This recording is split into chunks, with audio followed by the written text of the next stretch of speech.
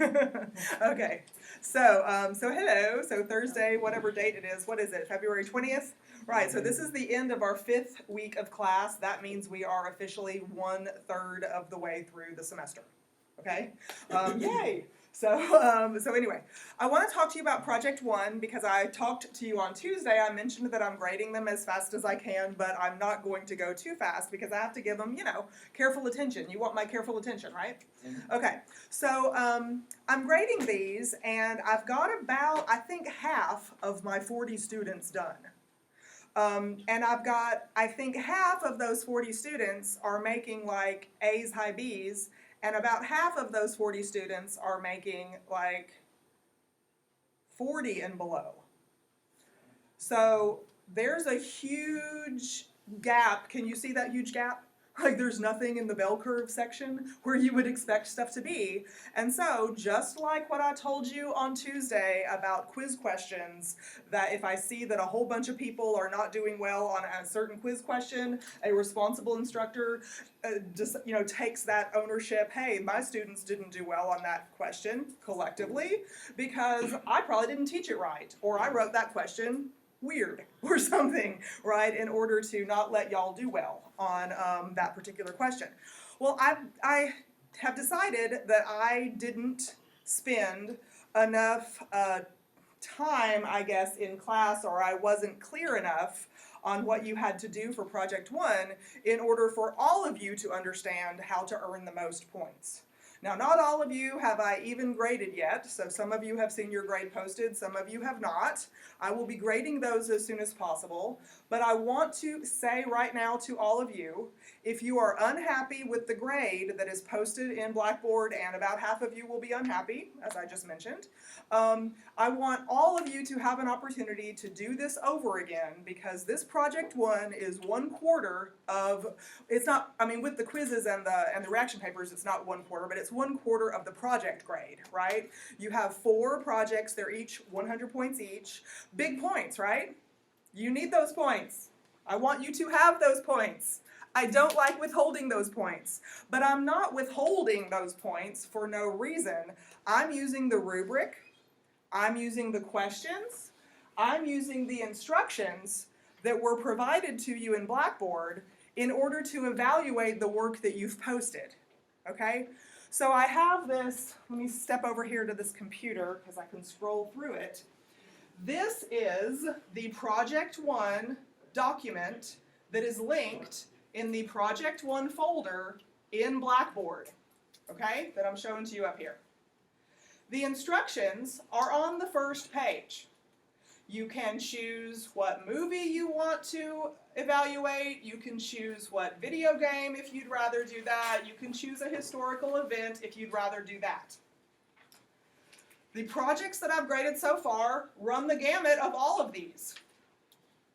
These were apparently good choices for y'all because you liked being able to have this flexibility. I want you to have flexibility when you're telling me what it is you know.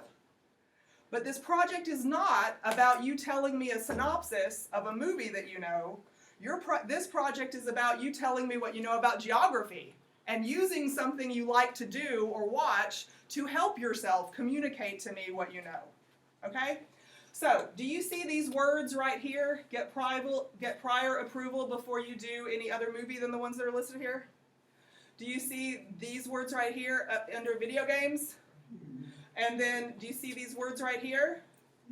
I heard from very few of you about doing different things, yet when I access, even though I haven't graded all of the submissions yet, I've accessed almost all of them at least once to double check that I can see them or not.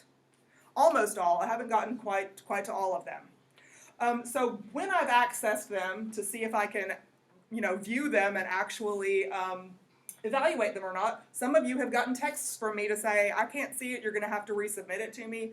And so that's fine, there's no points off or anything, it was a technical glitch or whatever, or you submitted it in the wrong section or whatever like that. I want you to be successful with this. I don't want you to be unsuccessful. So, I'll contact you if there's any kind of glitch and I can't see it from my end. Some of you have seen that already. But when I've accessed these, I've seen, for instance, I have a very short video game list here because I'm a middle-aged white lady. I don't play video games. Okay, sorry. Sorry to, to burst that bubble if you were under the delusion that, that's my pastime. But I know it's your pastime. What'd you say? Blasphemy. Blasphemy, not to be a video game. Blasphemy. Sorry. But I know that you are, and I know that you like it, and I also know there's so much geography in video games that you can certainly get approval for a different one or any of these movies. Okay? I heard from very few people, and many people did something I've never heard of before, and it might be great, but because they didn't get approval, they're going to have to do it over again or get the approval like this asked you to. Okay? And like I mentioned in class, when I went over this in a video, not just for y'all, but I recorded it also for online students, and I'm talking to you too, I had very few people get that. So if you already know, if I haven't graded yours yet, and you already know that you didn't do this process that I asked you to do, then please do that. It holds true for the novels also, this other section. Okay? Also, this section, this column, gives you choices how you're supposed to complete this. Please note that if you're making a video, there's also a writing component to it, okay? There is a writing component to it. There's no word count like there is up here for the 1,500 words, but you have to give me sort of a bullet point script, what I'm going to hear you say in your video, so I can watch the video once, take notes on it, and go back through and evaluate from your bubbles and don't have to watch it 3 times to make sure I catch everything. Right? That triples my grading time. And I want to give each and every one of you all the grading time that you need, because this is your college career, right? I owe you some grading time, right? Yes, I owe it to you. I want to pay it to you. Okay, so anyway, so I don't care which one of these things you chose. They were all options. But if you chose a video, if you chose a Prezi or PowerPoint or whatever it is, or writing, it needed to follow this format. Okay? If these formats are confusing to you when you read them, I didn't mean to make it confusing, but let me know what your questions are, because do you have my cell phone number? Yep. Okay. So anyway, and I didn't hear questions, and we had a day in class where I said, hey, have y'all seen the project? Anybody got any questions? And I heard crickets in the classroom. Chirp, chirp, chirp. I heard crickets, okay? And that's my problem. That's why I'm doing this right now today, because when I heard crickets, because I know all of you are brilliant students, and I'm extremely impressed by your knowledge and participation all the time, and I'm sincere about that. I thought, okay, it was clear, and y'all are going to all ace this, okay? And because that's my sincere hope, and that's what I still want to happen, okay? So anyway, there are also specific questions that must be addressed, and there's a rubric that follows this for you to earn your 100 points, okay? So for instance, each of these questions requires that you address a different component of Mr. Help. This first one goes along with location. I need you to tell me, in general terms, what does location mean as one of the 5 themes of geography for cultural geographers? What are the components of I think I heard one of you start to say, what are the components of location, right? We talked about absolute location. We talked about relative location. What's the difference between those two things? I need to know what you know, and if you leave it off your answer, I can't ever know what you know. And you're supposed to earn points for what you know. And then to prove to me that you know what absolute and relative location are and how they work together or how they go against each other or whatever component you want to highlight for me, you can use elements of a video game, elements of the novel you chose, elements of whatever you got approved of, got approved to do differently if you got something approved to do differently. to prove to me. Here's an example of exact location, even if it's fiction. Even if the exact location is fiction. Some of the movies were about like space travel and stuff, right? There's not going to be like a latitude and longitude in real Earth time in order to be able to identify, right? Video games the same way. Not going to be a real location, absolute location to give in Earth terms, but usually video games do have a grid system of some sort that substitutes for the latitude and longitude, right? So anyway, each question began with telling me the basic stuff you know about these components of Mr. Help, and then using your choice of whatever to prove to me that you can apply that knowledge to, can I use the word real life stuff if I'm calling a movie and a video game real life, right? But so anyway, I don't see these questions being followed in the group of students who have earned poor grades on this. I don't see these questions being followed. And that's what's prompting me to talk to all of you right now. I've talked to a couple of you through a text message or through an email or something as I hit the first couple of ones that weren't following this format that I posted. I contacted you individually, but as I grade more and more and more of these, it's more evident that more of you didn't follow this. And so that's my problem, that's my fault, and you don't need to pay for it, okay? So, so each of these questions, and this says if you want to type your answer here, then type it there. I don't really care. Many people did erase this and start typing their question there.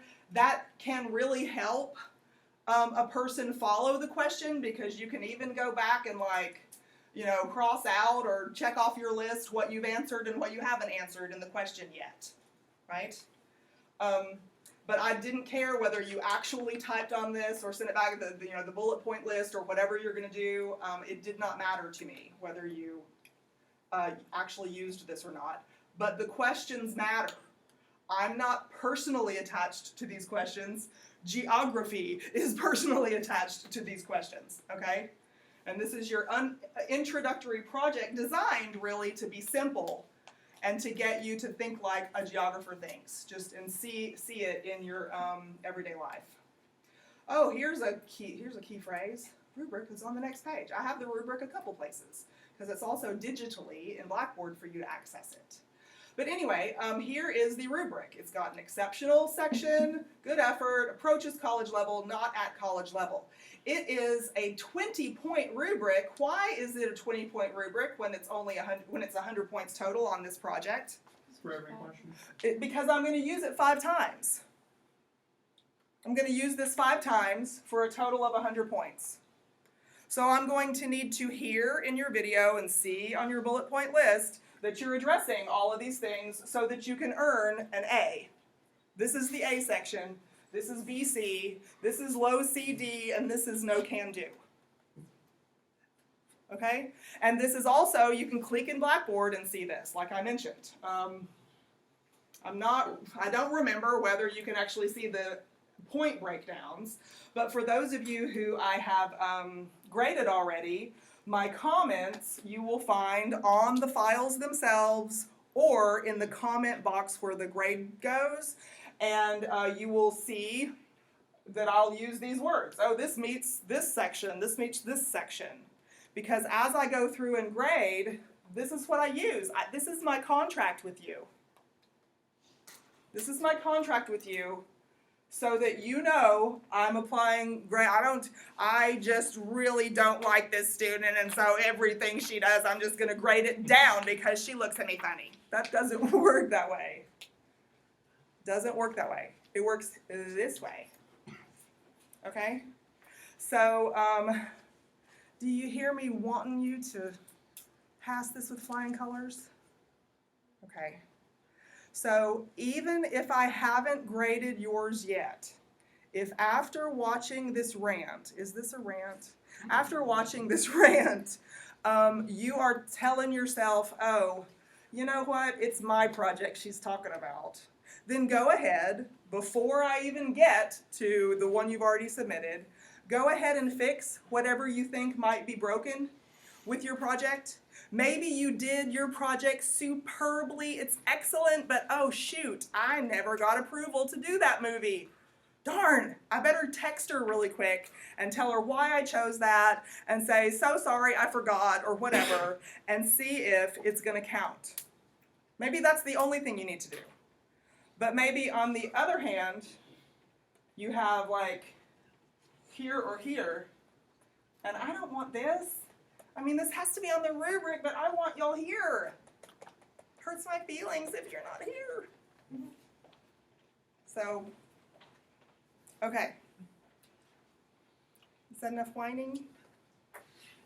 Okay. So please, please, please. Oh, and I have actually, I'm holding this thing, I'm crunching it up, because I printed out something that actually an online student turned in early, and I graded it early, and it's like superb. Do you want me to like read you an example of a couple sections of it? You want me to? Okay, let me read you a couple sections. I might have to turn the, no, I don't have to turn the lights up. Okay, so this particular student is an online student, and she chose to cover Minecraft, but did not do a video, did not do a Prezi, did the answers of the questions here. This particular student did not follow my little worksheet kind of thing where you could erase stuff and type. He or she just put this here, you know, in order, and just kind of put number 1 and started writing. And then kind of put number 2 when it started. It helps an old teacher to know where number 1 and number 2 start and stop, right? So for instance, and also I want you to notice, let me put the question up here. I want you to notice that this person did not follow like bang, bang, bang. Here's the definition of location, here's the definition of these kinds of location, here's da-da-da.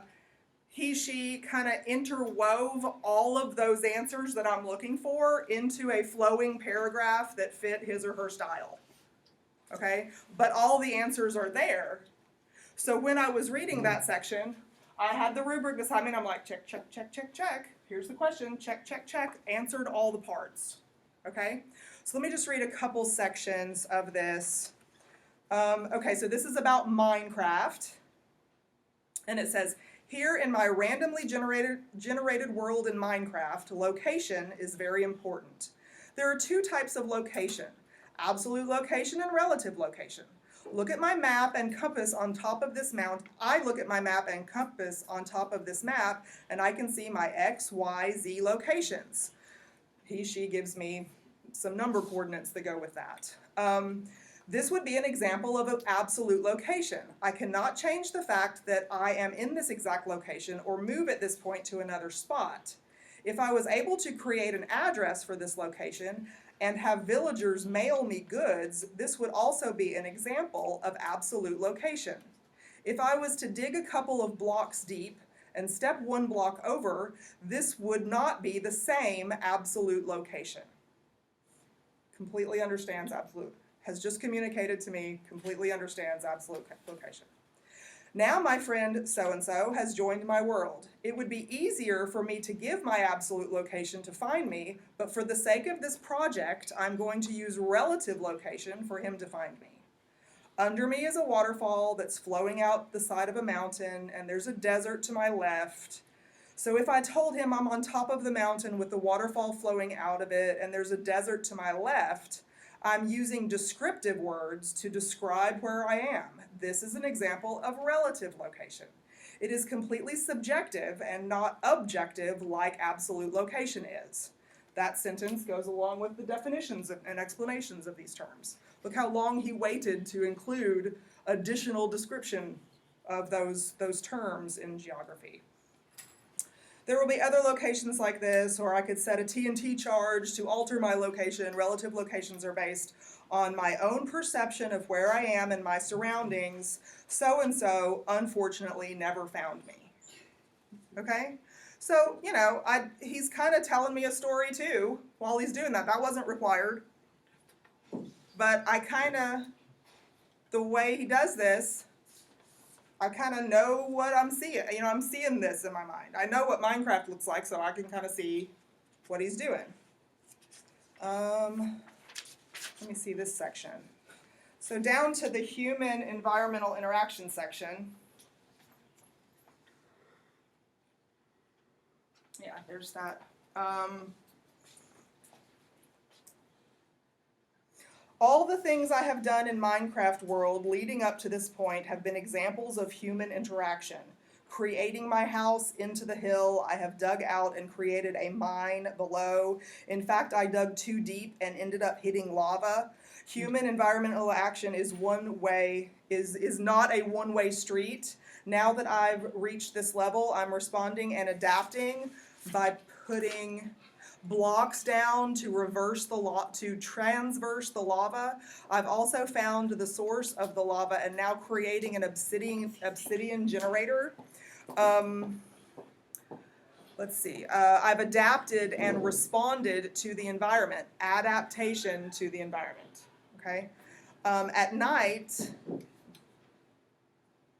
creatures come out and can spawn just from dark areas. The way we adapt to this is by giving dark areas a light source, and he goes on. Okay, so, I mean, it doesn't have to be, you know, you don't have to cite your source, Wilson, 1969, you know, I'm not asking for any of that, but I'm asking for you to open your notes up, open your textbook up, go back to week 2, was it? Where I posted a video of a guy going through Fortnite and right? There's a good example. He maybe doesn't talk about every component of the question that I'm asking you to talk about, but there's a good example of, you know, using something. But I need to be able to understand what it is that you've posted for me. And if I can't understand it, I can't match it to the rubric. I can't give you the points that I want you to earn for this. Okay? We're good? Okay, so any questions while will you please turn the lights on for me? And I will turn this off. And anybody want to ask me a question about this? There we go. Anybody? Okay, well, y'all were so silent when I asked you first. Yes? So basically, on the project, it's just like, I know I actually listened to a text message and kind of explained it a little bit. With Mr. Help, Brian was texting you about it. So if like, we can write it out, like on a sheet of paper. There are, access the file that's in Blackboard that I just showed you. Okay. And read all of the options. All of the options are legitimate options.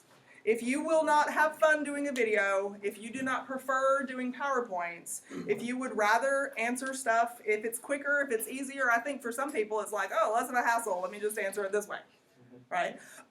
So any choice on those answer choices is open season. We're open season on those 3 choices. You do not have to get your choice of delivery method approved by me. If you choose one of those 3 delivery methods, you do not have to get it approved. I really think that all of those kinds of logistical questions, I tried to make sure it's included on that file. If, once you understand what it is that is included on that file, I wish I hadn't turned it off yet, I could point to the stuff I'm pointing behind me, then I think all your questions are going to be answered. But if they're not, once again, do you have my phone number? Yes. Okay, so please remember, I'm spending this time with you on logistical things because your success in this class face-to-face or your success in this online class, that's the top priority here. Learning, success at learning, my guidance when necessary, that's my job. Okay, but I need your full participation, right? Because I can't cyber stalk you too much because there's like a line between, you know, good teacher and harassment, right? so I won't, you know, cyber stalk you too much, which is why I was like, I've got too many text threads that I'm trying to keep track of. Let me just talk about this with everybody, okay? So I have not decided yet when I'm going to need the redos for Project 1, if you need to redo the Project 1. I'm going to sit down and kind of look at a calendar because I need this from y'all, and then y'all need a little bit of breathing room for a week or two before we do Project 2, because Project 2 is in week 7. I have to put it in week 7 because midterm grade averages are due like the Tuesday or Wednesday in week 8, I'm thinking. I might be off a day or two there. But you need, in order to get an accurate picture of how you can probably end up in this class, grade-wise, it's important for me that you have half your points possible by midterm, okay? So yes, if you have specific questions about your personal efforts on this, I will need to see you individually. And if you don't want to redo your project because you're very happy with your grade, which half of you will be very happy with your grade, then just don't worry about this, and thank you for sitting through my little rant or whatever you want to call it. Okay? Okay, so, are we good? Changing gears, let's talk about really fun stuff, I think. Race, ethnicity, sex, and gender, and those kinds of topics that are part of, kind of touched on in Chapter 4, but definitely part of Chapter 5. Oh, I forgot to put the Chapter 5 reading assignment. I'll post that in Blackboard, but the Chapter 4 one is still on the board over here.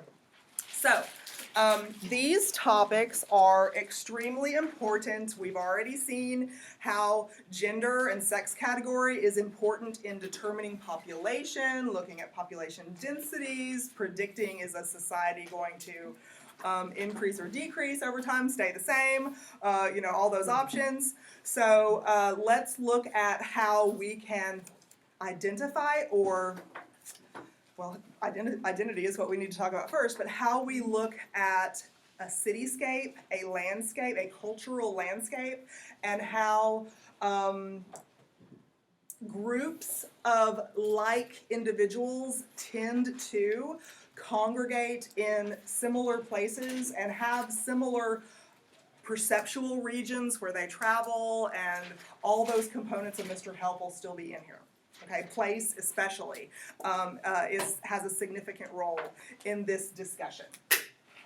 Okay, so let's look at this demographic concept, geographic concept, sociological, anthropological concept called identity.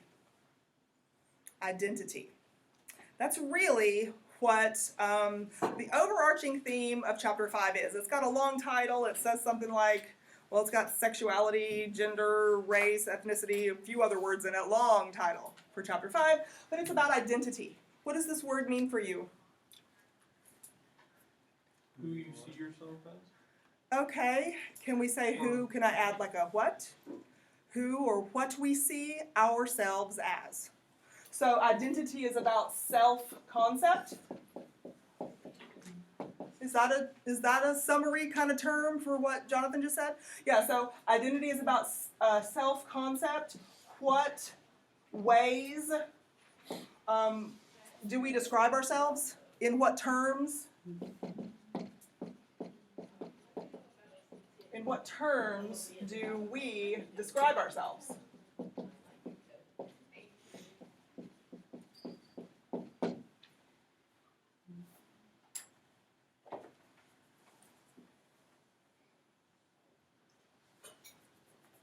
Is identity something that's entirely internal to the person, or does it come from external sources too?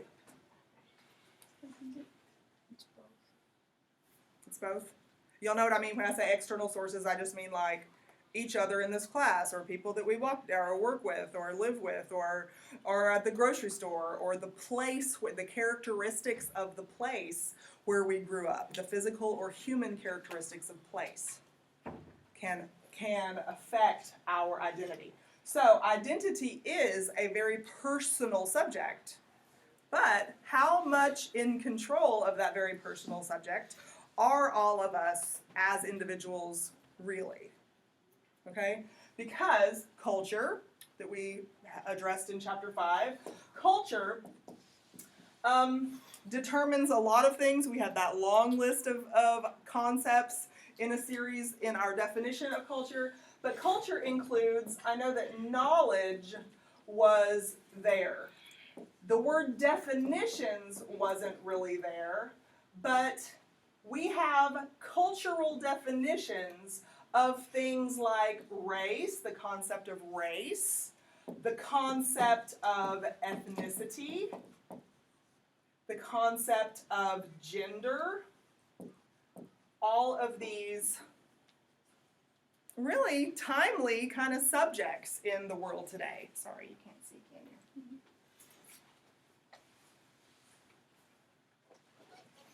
So, there's knowledge, cultural knowledge about what makes a race, for instance. There's a cultural definition that contributes, well, let me draw that arrow this way. There's a cultural definition of race that contributes to that knowledge. So, for instance, as far as identity, our self-concept regarding race, let's talk about how culture, how knowledge, how attitudes, customs, ideas, all of those things in that list from the definition the other day, how do those contribute to, we'll start with race. I think the textbook begins with race also. It doesn't matter what order we do them in. But race is a cultural idea, not a biological idea. I see some heads shaking, so some of y'all have heard this before, right? Interesting little bit of history here. Don't tell my geographer friends that I'm talking about history in geography class, but really it was in the 1990s during the Bill Clinton administration, politically, that really the first push came in textbooks, in curriculum for high school and middle school people to talk about this concept of identity and race in particular, and point out that race does not really have at all a significant scientific basis to exist. Okay? Race is a cultural construction. So let me show you how, or explain this.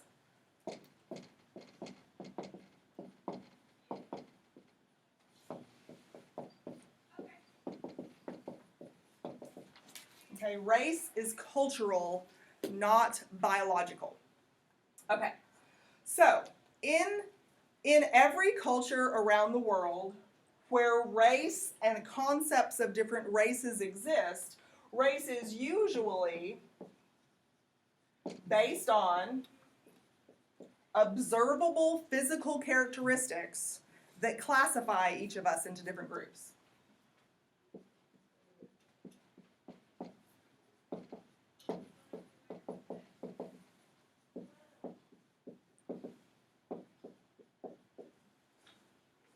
It's usually based on observable physical characteristics, physical differences. Those are the cultural components that are used for the definitions of race worldwide. So for instance, common physical differences, common physical characteristics that are used to classify different races are skin tone, eye shape, hair color, hair texture. In some places, it's more specific, I guess is the word I'm looking for. In some places, things like nose shape or physical build. Are you tall and slender, or are you short and stocky? All of those are physical characteristics that are used around the world to classify one group as this race or another group as another race. Okay? And so those races and those categories that we inherit at birth, right? Because we don't get to redefine all of these things when somebody new is born. We inherit those classifications at birth. Those classifications can become and do become part of our social identity, our self-identity, and the way in which we relate to things and places in the landscape, the ways in which cities are divided and where we congregate and this kind of thing.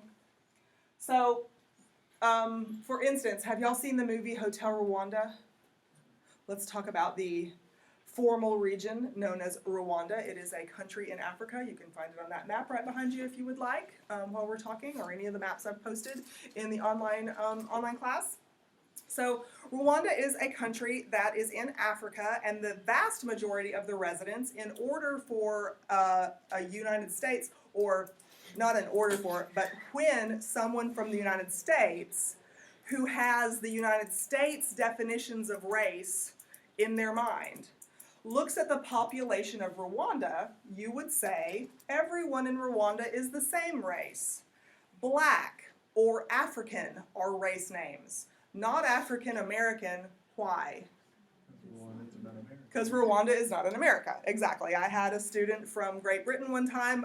A black lady from Great Britain was one of my students one time, and we were talking about differences in race, and she raised her hand and she said that very often when people hear her speak, I can't do accents, or I would copy it, but you know, pretty British accent. I don't know if anybody says our accent is pretty, but I think hers is pretty. And so she would speak, and obviously there was a difference in the way she spoke, and people would say, "Where are you from?" And they were, you know, interested in her. That self-identity was alluring about her, that social identity.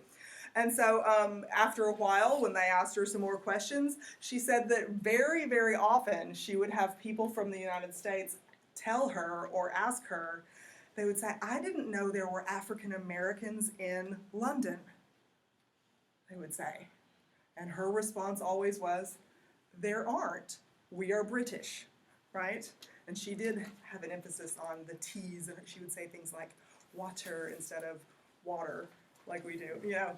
So she had differences in that speech pattern that identified her as separate, right? And so yes, so according to, back to Hotel Rwanda, that movie, Rwanda the country, if we use USA definition of races, we would have to say everyone in Rwanda is the same racial category, because in the United States, what physical characteristics do we typically use? I mean, we don't usually think about it this consciously, but let's think about it this consciously for just a second.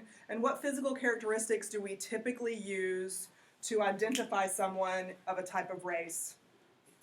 The amount of I never Oh, you're pronounce the word. melanin. You're so formal. Yes, skin tone, right? Skin color. Melanin is in the skin. You'll read about it in chapter 5. Yes, melanin. A little bit of melanin, it means light skin. A whole lot of melanin means dark skin. Some very advantageous reasons to have a whole lot of melanin and have dark skin, depending upon the region of the world where your ancestors evolved. There's a whole lot of regions of the world where having dark skin was not going to help you survive throughout the millennia, and so natural selection meant light skin was sexually successful and could survive in those higher latitudes or lower latitudes. It was mostly higher in this case. So we use skin tone. Melanin is the word that you were using a minute ago. We often use hair texture also. Those are the two primary physical characteristics that we use in the United States. And I can't remember which group in Rwanda is which. I would have to look up the movie, and y'all could maybe look it up for me right now. But there are two groups, two culturally distinct groups in Rwanda based on their definitions of race. And it's not about skin tone and hair texture. It's about height and build.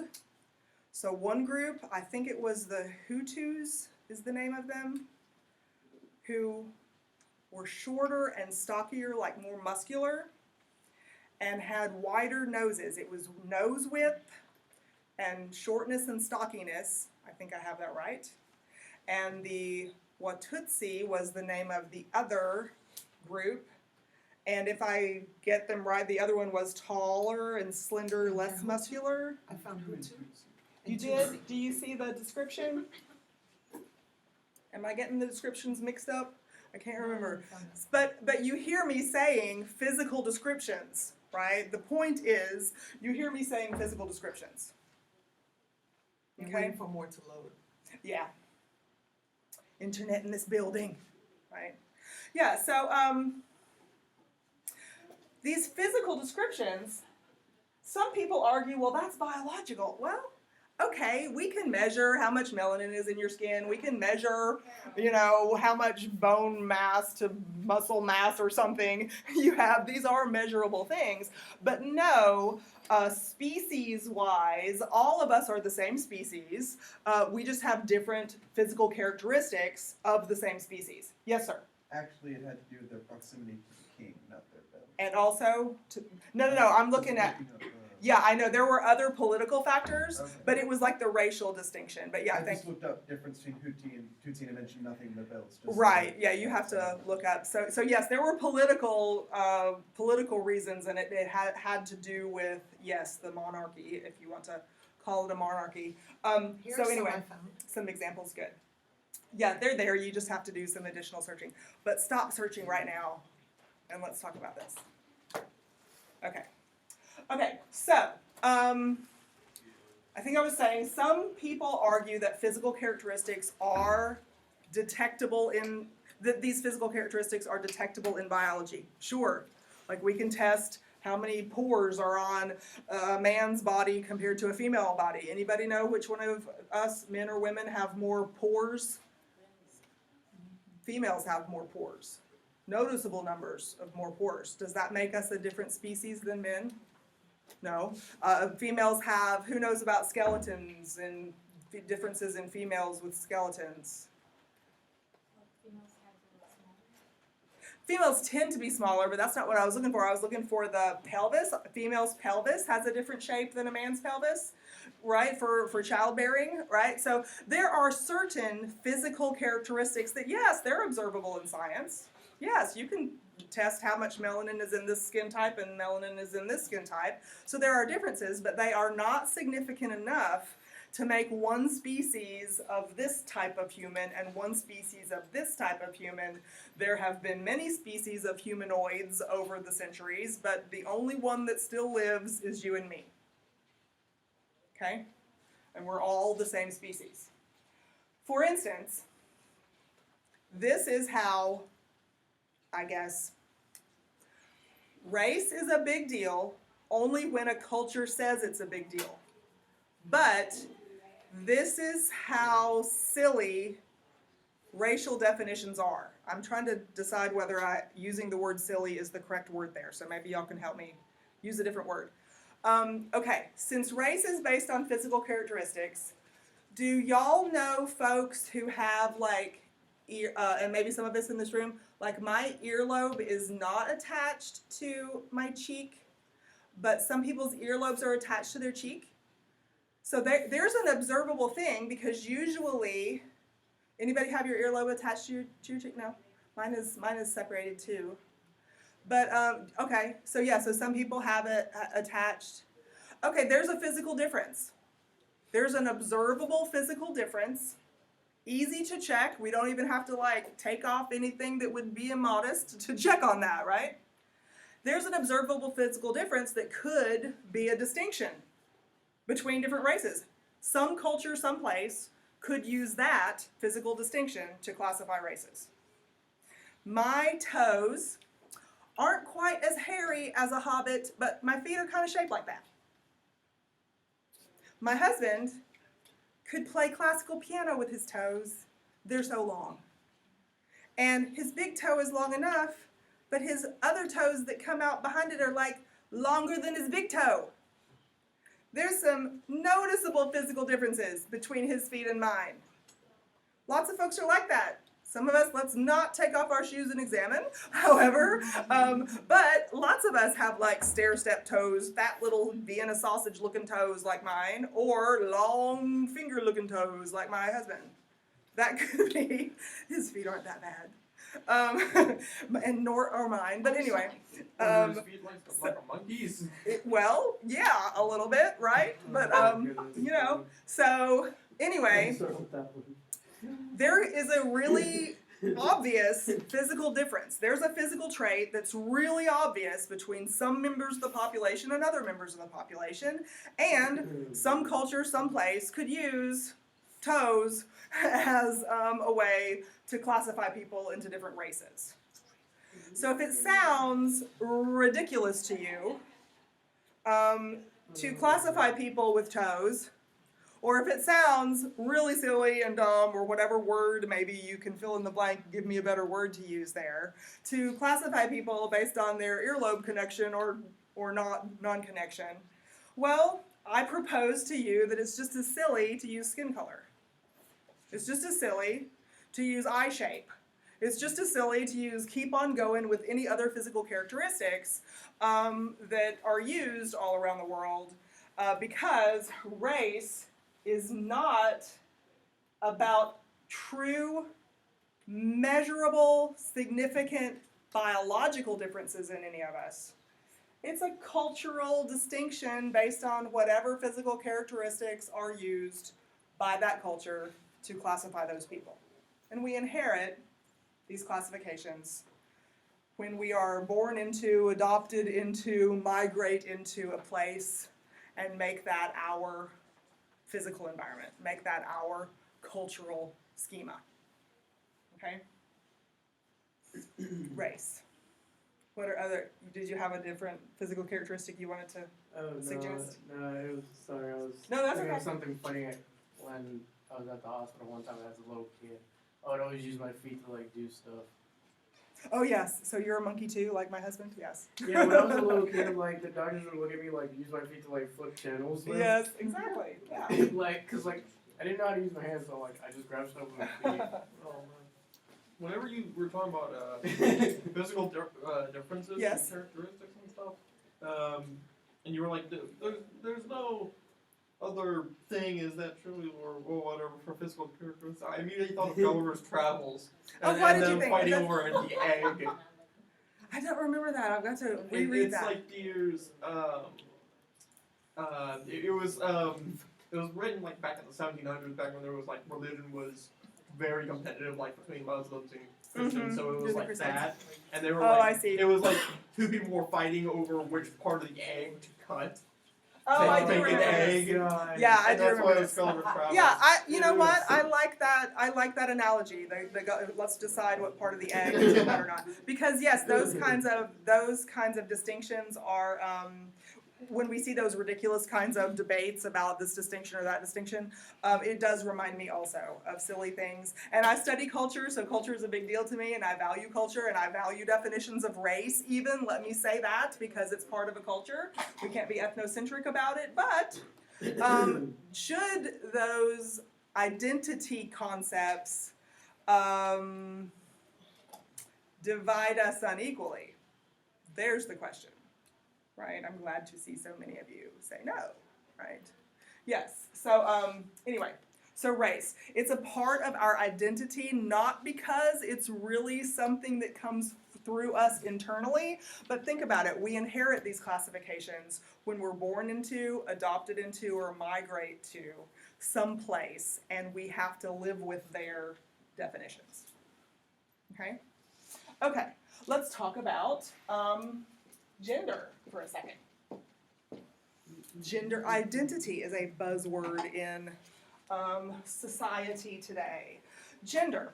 First of all, there's I don't know what page it's on, but there's an example at the beginning of page 5 of like some survey questions and the kinds of questions that maybe you'll be asked on the census, or if you filled out a job application, maybe not job application, but a survey or something. Often it asks you to voluntarily identify your racial group, maybe voluntarily identify what your gender is, right?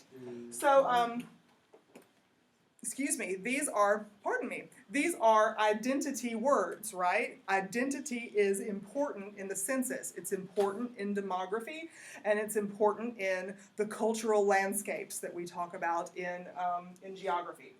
Okay, gender, just like race, is culturally defined. It is culturally defined, okay? Sex, however, to a social scientist, is biologically determined.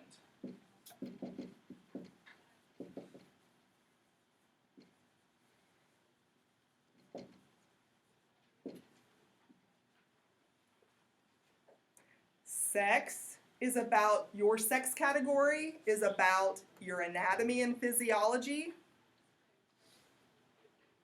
whereas your gender is about behavior. Okay? Who knows in science how many naturally occurring sex categories there are? I see some answers. Who knows how many? What are the two that you're thinking of? Male is the correct sex word. Female is another correct sex word. These are not gender words. We'll talk about that in just a second. These are sex words, but the correct answer to my question of how many naturally occurring sex categories are there, the correct answer is 3. And do you hear me putting an emphasis on the word naturally occurring? Do you hear that emphasis? Okay. Or emphasis or whatever from that movie, emphasis on the wrong syllable. What movie was that from? Okay, tangent. Let me get back on track. So there are 3 naturally occurring sex categories. Male is considered male because, as we said, there are anatomical, physical features defined as male. Do you want me to put a list of those on the board? Can you skip it? Okay. Females are females because there is a list of anatomical features that correspond to the biological definition of female. Intersex is a naturally occurring sex category because not every human, other animals in the animal kingdom, plants, not every one of these things, creatures in the world, if I can use the word creatures, has an entire set of male or an entire set of female sex characteristics. Some organisms, human beings included, are born with combinations of what is on the biological list for male or on the biological list for female. Some organisms, including humans, are born with multiple sets of both. I see some of you maybe wanting to look something up really quick. Anybody have a question or? Okay. So, what combination? I think I heard somebody say, what combination are you talking about, Miss T? Did you say that? I'm kidding. Okay. Any combination. Like, we can make a definite list of what male is, and we can make a definite list of what female is. We can't make just one definite list of what intersex is because it could be any combination. Okay? So, you know, it can be, very rarely would it be, when I say very rarely, I'm like 1 in a trillion or something, like, is quadzillion a word? I don't know, right? Like 1 in that very often would you have entire set of male and entire set of female in the same organism. It doesn't happen. But it's regular that females are born with certain male characteristics, males are born with certain female characteristics, and so those individuals are classified as intersex. Questions? No questions? Okay. Gender, on the other hand, is cultural. Oh, sorry, yes. Okay, so when you say like in the animal kingdom, I thought of like a male seahorse giving birth. Is that kind Okay, that would be considered, yes, I don't know anything about seahorse reproduction, but, but yes, the way you describe it just now. So there are some animals that don't need another participating animal in order to reproduce, right? That would be an intersex category, right?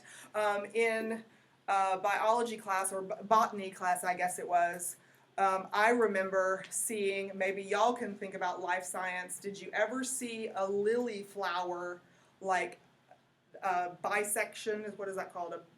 A bisected lily flower picture where it shows you that a lily has something called ovaries where the seeds are, and it has something called stamen where the pollen is.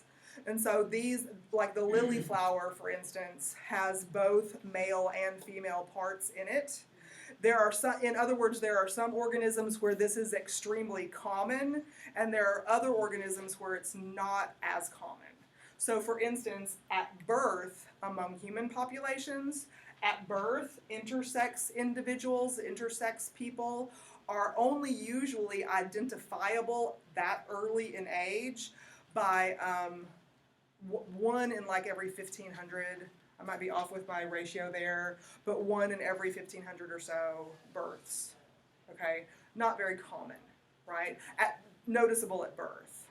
Sometimes later on though, especially because when we hit puberty, things change for all of us, right? Sometimes that change in biochemistry during the puberty time can make some intersex characteristics evident that weren't evident before. Okay, so, and what is it, in the second trimester of pregnancy is when you can tell, 16 weeks, you can tell what sex of the baby is going to be, but not before that, or it doesn't even manifest until that time. You can tell my lack of human gestation knowledge here. I just know that it's not, detectable or even evident at all until a certain time into gestation. Okay, good. Thank you for that question. Anybody else? Sir. Well, it's not a question, but I know jellyfish are asexual. They can reproduce without. Asexual reproduction. Although. Yep. All these words are coming back to us now, right? Yes. So we have some of this knowledge already. Okay. Quickly before we're out of time for today, gender is another part of identity that is going to that we use and that others use. Otherness is going to be. I guess we'll have to wait until Tuesday of next week to talk about the otherness concept. But gender is another thing that we and others use to identify and get distinct barriers between, okay? Gender is about behavior.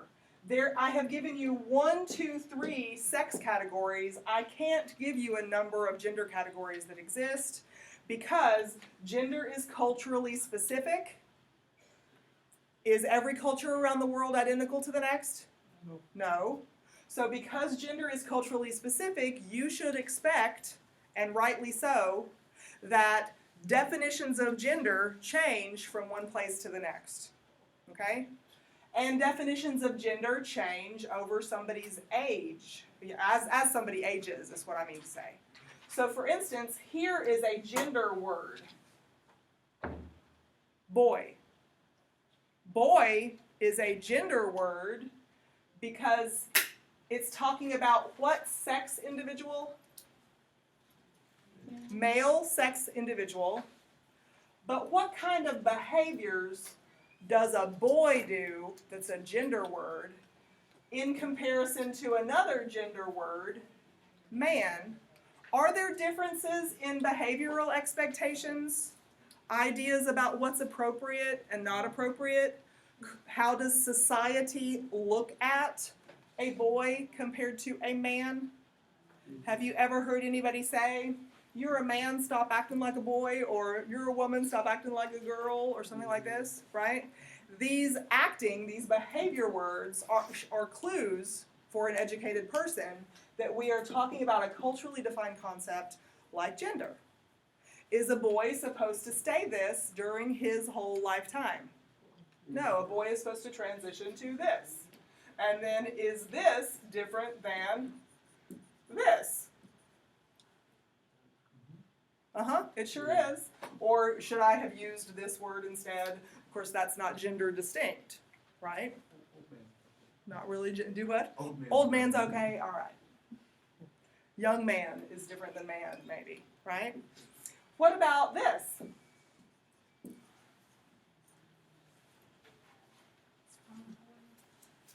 I heard somebody say what?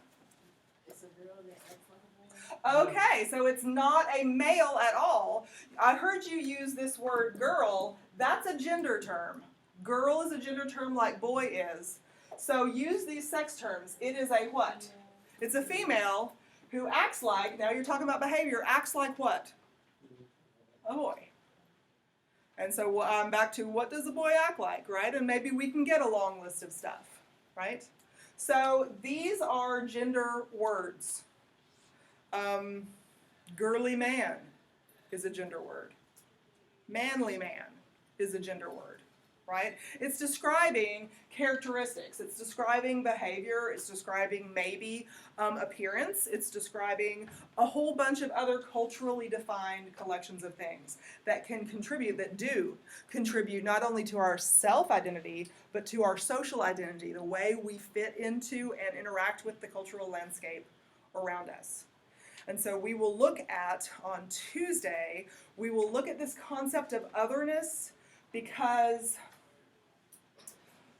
human beings, for some reason, human beings everywhere, we like to classify each other into different categories so that we can relate to people. I see, sometimes I'll see in public a person with a little baby, and the little baby has like a bald-headed little baby, and they have like a headband on with a bow and big old earrings in her ears, and maybe she's not even like 5 weeks old yet, right? And I wondered, why do we do these kinds of things? And I bet that little baby's bedroom is bright pink at home, and we don't even really know whether pink is going to be in her palette, right? But we impose these identity ideas. And does it help a person's interaction if we know what category to put you in? We kind of want to know. What category is this? As a matter of fact, these kinds of topics very often can make us distinguish between us and them. And how do we interact with them? And what are they like? And so this otherness concept is important in how we classify, how we look at identity in ourselves and you, right? Okay, so thank you for your attention today, and I will spend all of class time on Tuesday talking about the rest of Chapter 5 instead of my finger wagging. So please contact me if you want to do anything about your Project 1 stuff, and let me know.